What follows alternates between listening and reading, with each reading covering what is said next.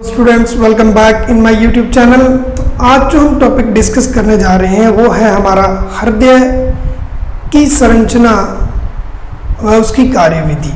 इससे पहले वाले वीडियो में मैंने आपको डायग्राम बनाना बताया था स्टूडेंट, तो डायग्राम मैंने दोबारा ड्रा कर दिया है ताकि आपको समझने में प्रॉब्लम ना हो। तो कार्यविधि शुरू करने से पहले मैं आपको बताऊंगा कि जो मेरा पहले वाला वीडियो है उसका डायग्राम बनाना आप इजी वे से मैंने बताया, आप देख लेना और उसके बाद में ये वीडियो आपके काम आएगा। तो देखिए, सबसे पहले हमारा हृदय जो होता है ना स्टूडेंट, वो एक पेशीय उत्तक से बना हुआ, यानी कि क्या होता है, पेशीय उत्तक से बना मांसल खोखला व बंद मुट्ठी के आकार का लाल रंग का होता है। यानी कि ये जो है वो पेशीय उत्तक से बना मांसल खोखला बंद मुट्ठी के आकार का लाल रंग का होता है। मांसल होता है, खोखला होता है अंदर से, तभी इसके अंदर ब्लड आएगा। यानी कि इंग्लिश मीडियम स्टूडेंट के लिए भी मैं साथ के साथ आपको बताता रहूंगा कि human heart is a fleshy, यानी कि ये क्या होता है, fleshy hollow and closed fist shaped होता है एंड रेड कलर्ड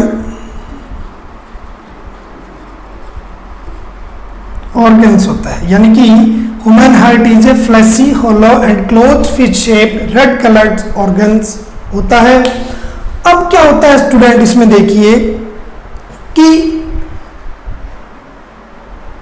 ये जो हमारा हृदय है एक दोहरी भित्ति से बना हुआ, दोहरी भित्ति से बना हुआ, एक दोहरी भित्ति से बनी हुई झिल्ली द्वारा कवर रहता है। यानी कि दोहरी भित्ति से बनी झिल्ली द्वारा ढका रहता है।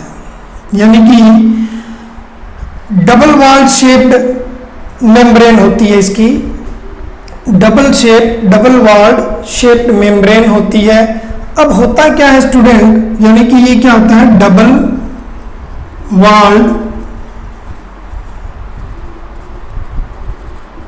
मेम्ब्रेन्स कवर्ड, इसको कवर किए हुए रहती है। कारण क्या होता है इसको, कि जब बाहरी आघात लगते हैं या चोट लगती है तो ये दोहरी भित्ति जो होती है से बनी हुई झिल्ली मेम्ब्रेन जो होती है, इसको बाहरी आघातों से, बाहरी आघात से इसकी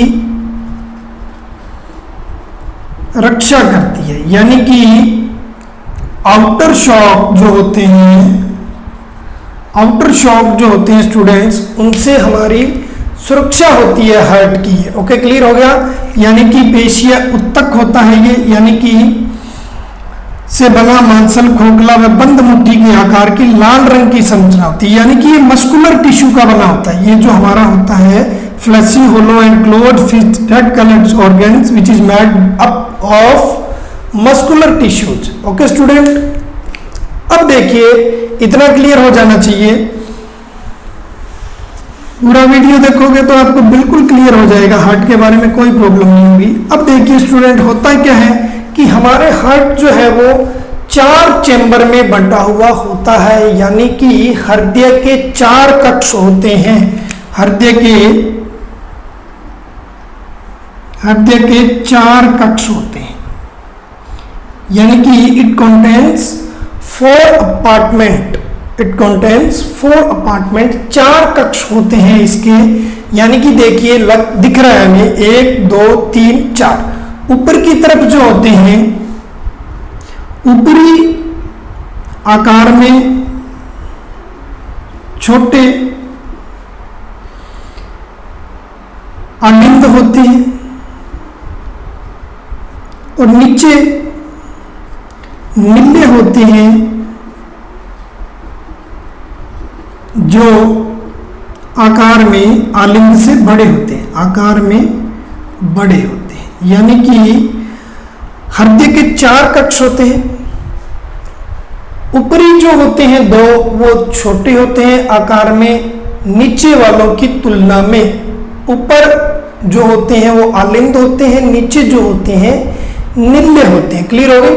यानी कि upper is smaller called atrium and जो नीचे लोअर पार्ट होता है it is larger called ventricles. Okay, अब देखिए हृदय के 4 कक्ष हो गए। ऊपरी 2 जो होते हैं वो आलिंद होते हैं और नीचे जो होते हैं वो 2 निल्ले होते हैं। 2 आलिंद और नीचे वाले क्या होते हैं?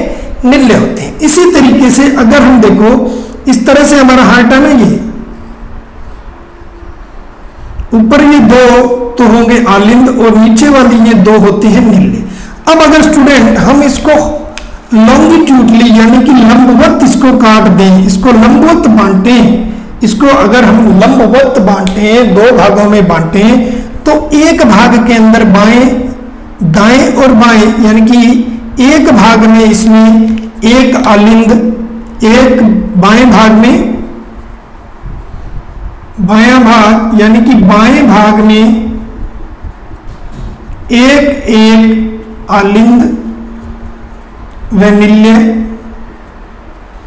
और ये सेम ही दाएं भाग में एक एक आलिंद व निल्य होते हैं। क्लियर आगे बात? अगर इसको लॉन्गिट्यूडली हम बांटे हैं तो क्या होगा? एक साइड में एक आलिंद होगा और एक निल्य होगा, इधर भी एक आलिंद और एक निल्य होगा। अगर अब लॉन्गिट्यूडली डिवाइड करें हम इसको तो left side obtain 1 atrium and 1 ventricle and same right side obtain 1 atrium and 1 ventricle. Clear हो जाना चाहिए स्टूडेंट। ये क्लियर हो गया? 4 कक्षक होते हैं, ऊपरी 2 आलिंद और नीचे 2 निल्य। और इसी तरह से अगर हम इसको लंबवत बांटा जाए तो इस साइड में एक साइड में आलिंद व निल्य, इधर भी आलिंद और निल्य होगा। क्लियर होगी स्टूडेंट? अब देखिए, अब देखो मैंने डायग्राम में भी बताया था कि इन फ्रंट ऑफ मी, मेरे सामने कोई खड़ा है तो ये हमारा, मेरा जो राइट है वो डायग्राम का लेफ्ट होगा, यानी कि ये बायां भाग है और ये दायां भाग है डायग्राम के अंदर, ध्यान रख लेना।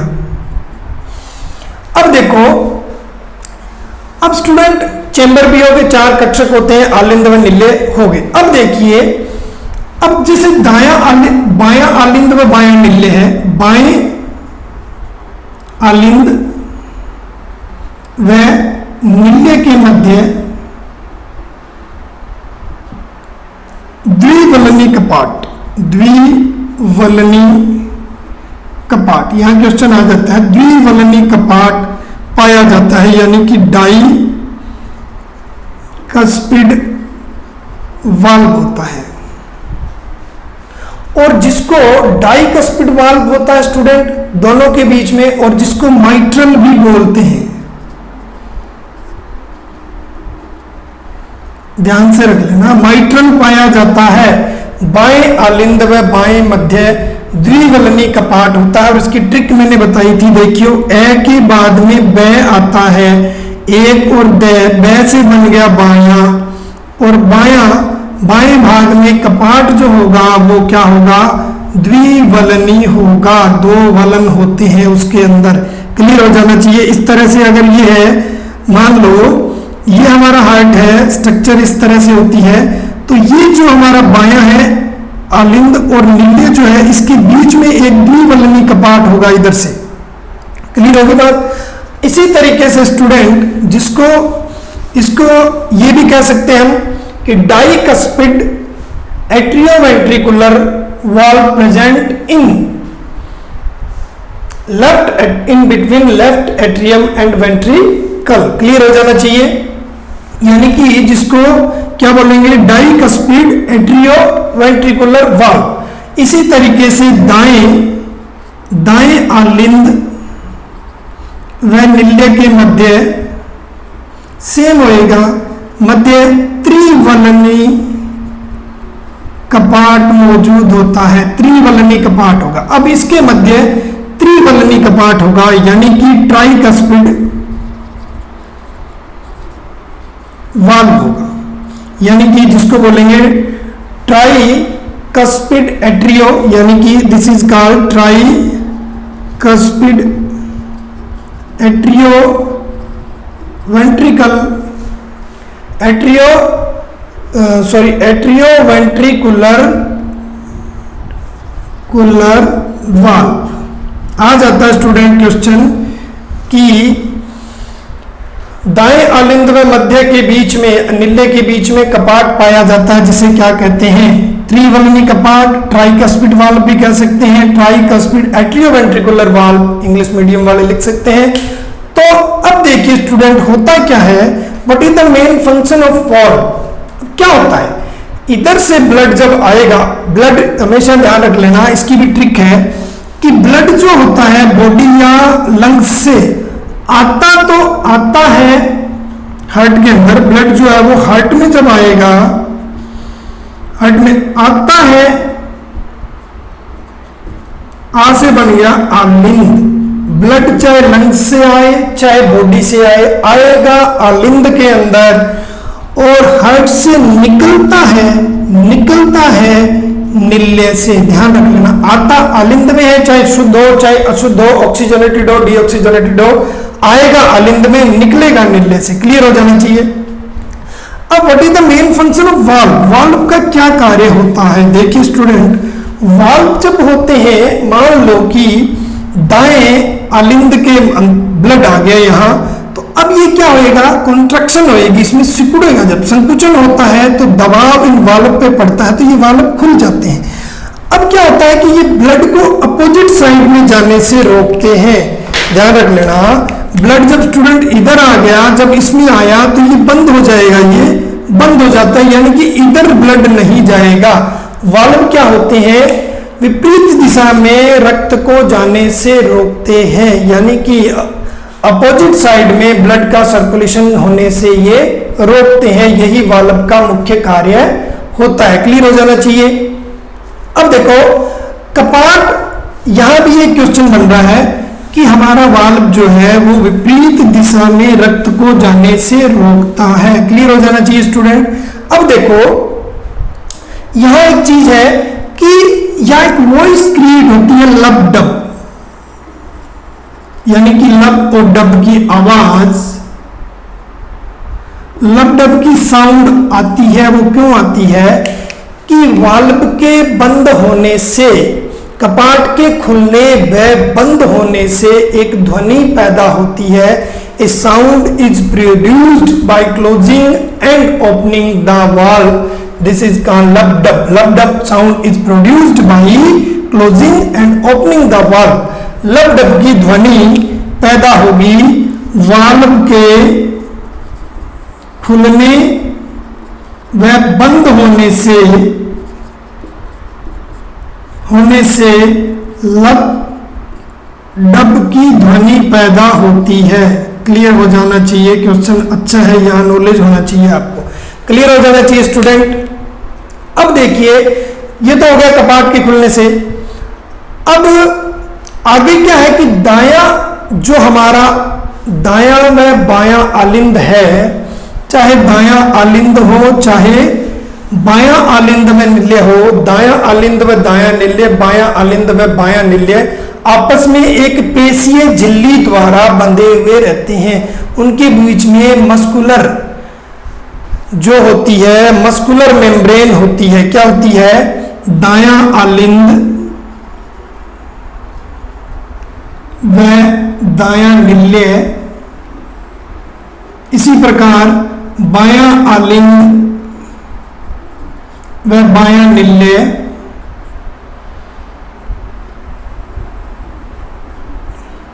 दाएं आलिंद व दाएं निल्य, बाएं आलिंद व बाएं निल्य के मध्य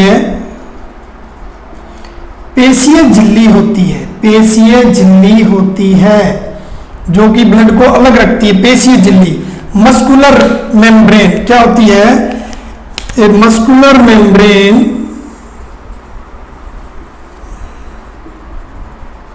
is present between right atrium and right ventricular, left ventricular and left atrium and left ventricular, यानी कि पेशीय झिल्ली इनके मध्य पाई जाती है। क्वेश्चन क्लियर हो जाना चाहिए। अब देखो, अब मेन फंक्शन क्या है कि जब बायां आलिंद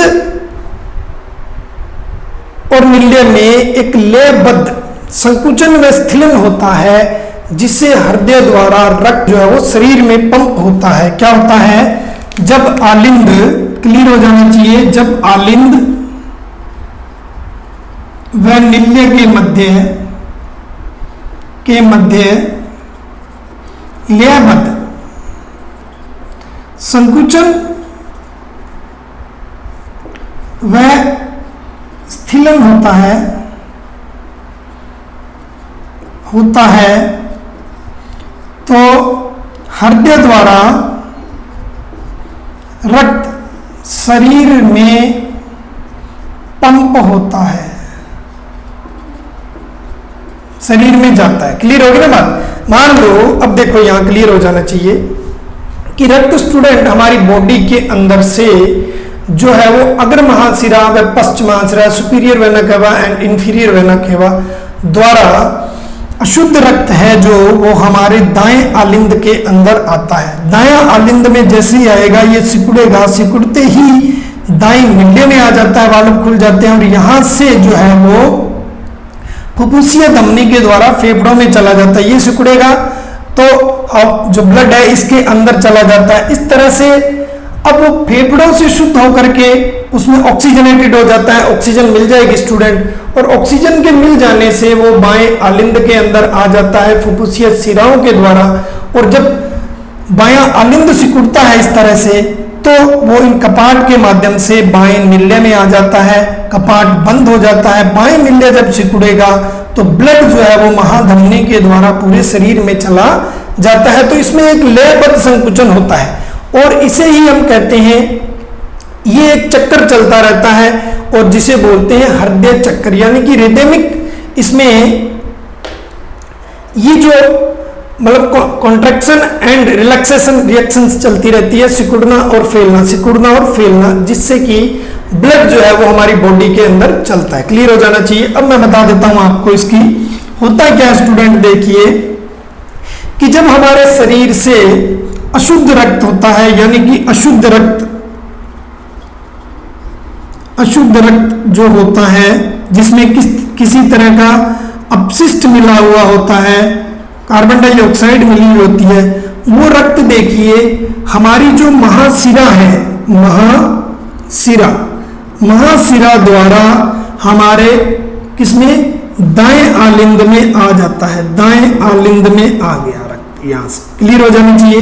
ये मैंने शो कर रखी है, आ रहा है तो रेड जो ब्लू वाला मैंने किया है अशुद्ध रक्त और रेड वाला से मैंने किया है शुद्ध रक्त। अब देखिए दाएं आलिंद में आ गया, क्लियर होगी।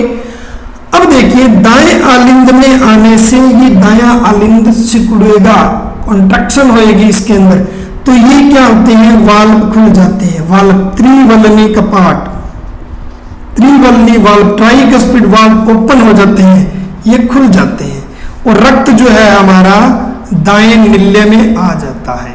अभी तक अशुद्ध है, ये दाएं निल्य में आ गया, कपाट फिर बंद हो गए, अब दाएं निल्य में है ब्लड। अब ये सिकुड़ेगा जब, तो हमारी जो फुफ्फुसीय धमनी है, फुफ्फुसीय धमनी के द्वारा रक्त जो है वो फेफड़ों में चला जाता है। क्लियर होगी बात? इतना क्लियर हो जाना चाहिए। अब दाएं और बाएं में देखिए, बायां भाग जो दायां और बायां भाग जो होता है उसमें बैटर, BETT बैटर, या कह दो बढ़िया, यानी कि इसमें तो होता है शुद्ध, तो दाएं में हो गया अशुद्ध। इधर शुद्ध होएगा, इधर अशुद्ध होता है। क्लियर होगी बात। अब फेफड़ों में जब स्टूडेंट ब्लड हमारा चला गया तो यहां क्या होगा, इस ब्लड के अंदर ऑक्सीजन मिल जाएगी, ऑक्सीजनेटेड हो जाएगा ब्लड, यहां ब्लड बिकम ऑक्सीजनेटेड। अब ऑक्सीजनेटेड हो गया, यहां देखिए आगे मैं यहां से बताता हूं। अब हो जाएगा स्टूडेंट ये शुद्ध, अब क्या हो गया शुद्ध, यहां देखिए अब हो जाएगा ये शुद्ध रक्त हो गया। अब शुद्ध रक्त जो होगा यानी कि रक्त प्लस ऑक्सीजन, ये शुद्ध रक्त जो है वो फुफ्फुसीय सिरा द्वारा कहां जाएगा, बाएं आलिंद में आ जाएगा, बाएं आलिंद में। क्लियर हो जाना चाहिए। बाएं आलिंद में आने से जब बायां आलिंद संकुचित होगा, सिकुड़ेगा, तो ब्लड जो है वो स्टूडेंट यहां से रक्त, यहां से ये द्विवलनी कपाट डाइकस्पिड वॉल्व ओपन हो जाते हैं, ये खुल जाएगा और रक्त जो है वो कहां आ जाएगा, हमारे बाएं निल्ले में आ जाएगा। क्लियर हो जानी चाहिए। बाएं निल्ले में जब रक्त आ गया, कपाट फिर बंद हो जाएंगे। अब बायां निल्ले जब सिकुड़ेगा तो बाएं निल्ले से महाधमनी अरोटा द्वारा ब्लड जो है वो शरीर में चला जाता है, शरीर में चला जाएगा। इस तरह से देखिए स्टूडेंट, इसमें 2 बार रक्त जो है वो हमारे हृदय के अंदर आता है। क्लियर हो जाना चाहिए। रक्त जो है वो स्टूडेंट 2 बार हृदय में आता है, 2 बार हृदय में आता है। एक बार तो क्या हो जाएगा, अशुद्ध आता है, दूसरी बार शुद्ध आता है। तो इस तरह के परिसंचरण को दोहरा परिसंचरण तंत्र कहा जाता है। ये जो होगा इस प्रकार को क्या कहते हैं, दोहरा परिसंचरण तंत्र कहते हैं, दोहरा परिसंचरण तंत्र। इसके बारे में करेंगे हम आगे। अब ये दोहरा परिसंचरण तंत्र ब्लड में होता है। इस तरह से ये जो है वो क्रिया लगातार चलती रहती है और हृदय में ये चक्कर चलता रहता है। यह चक्कर क्या होता है, यह चक्कर निरंतर चलता रहता है और इसे कहते हैं हृदय चक्कर, हार्ट साइकिल कहते हैं। कंटिन्यूसली रनिंग होता है ये ब्लड इस तरह से और इसको बोलते हैं हार्ट साइकिल। क्लियर हो जानी चाहिए। अब देखिए स्टूडेंट, यहां तक क्लियर हो जाने के बाद में आगे है कि पेस मेकर किसे कहते हैं। आ जाता है कि हमारा जो हार्ट है वो पेशीय मांसपेशियां होती है, इसमें पेशीय विन्यास होता है। जब अब वो यानी कि पेशीय विन्यास होता है, इसके अंदर पेशीय स्व उत्तेजित सिस्टम होता है, स्व उत्तेजित, उत्तेजनीय या स्व उत्तेजनीय क्रिया होती है ये, जिससे हृदय की गतिविधियों, जिससे हृदय की गतिविधियों की गति नियंत्रित होती है या निर्धारित होती है, गतिविधियां निर्धारित होती है, जिसे पेस मेकर कहा जाता है। देखो, पेशीय स्व उत्तेजनीय सिस्टम होता है, यानी कि हमारा हृदय की पेशियां स्व उत्तेजनीय होती है। हमारे कहने से वो धड़केगा या धड़कना बंद नहीं होगा। ऑटो सिस्टम होता है उसके अंदर, जिससे हृदय की जितनी भी गतिविधियां हैं उसकी गति को नियंत्रित किया जाता है। उसे ही पेस मेकर कहा जाता है। क्लियर हो जाना चाहिए। जिसे क्या कहा जाता है, पेस मेकर कहा जाता है।